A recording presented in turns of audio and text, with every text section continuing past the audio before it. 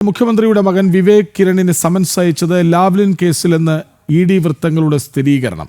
Life mission കേസിൽ Vivek കിരണിന് summons എന്നായിരുന്നു വാർത്തകൾ. വിവേകിന്റെ പഠനത്തിനായി ലാവ്ലിൻ കമ്പനി പണം നൽകിയെന്ന വിവരത്തിലായിരുന്നു സമൻസ്. 2020 രജിസ്റ്റർ ചെയ്ത കേസിൽ 2023 ഫെബ്രുവരി 14 വിവേകിന് സമൻസ് ലഭിച്ചത്. ലാവ്ലിൻ ഡയറക്ടർ ദിലീപ് രാഹുലൻ മുഖ്യമന്ത്രി പിണറായി വിജയന്റെ മകൻ വിവേക് കിരണിന്റെ പഠനത്തിന് പണം ചിലവഴിച്ചുവെന്ന വിവരത്തിന്റെ അടിസ്ഥാനത്തിലാണ് സമൻസ് നൽകിയത്. 2020 രജിസ്റ്റർ ചെയ്ത കേസിൽ 2023 ഫെബ്രുവരി 14 ഇഡി കൊച്ചി ഓഫീസിൽ ഹാജരാകാനായിരുന്നു സമൻസ്. എന്നാൽ Vivek ഹാജരായിരുന്നില്ല.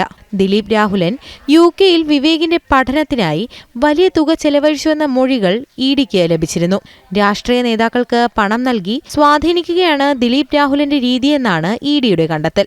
Vivek Kiran son of Pinarayi Vijayan Cliff House Thiruvananthapuram എന്ന വിലാസത്തിലാണ് സമൻസ് എത്തിയത്. സമൻസിൽ ഹാജരാകാതിരുന്ന വിവേകിന് വീണ്ടും സമൻസ് നൽകിയിരുന്നു എന്നതിൽ വ്യക്തതയില്ല. അബുദാബിയിൽ ജോലി ചെയ്യുന്ന വിവേകിന്റെ വിവരങ്ങൾ UAE അധികൃതരിൽ നിന്നും ഇഡി തേടിയിരുന്നു. ഭാരതത്തിലും വിദേശത്തുമായി വിവേകിനുള്ള ബാങ്ക് അക്കൗണ്ടുകളുടെ വിവരങ്ങൾ, വിവേകിന്റെ കുടുംബാംഗങ്ങളുടെ സ്വത്ത് വിവരങ്ങൾ എന്നിവയായിരുന്നു ഇഡി തേടിയിരുന്നത്. വിവേക് കിരൺ ഉന്നത വിദ്യാഭ്യാസം നേടിയത് UK-യിലാണ്. ജനം, കൊച്ചി.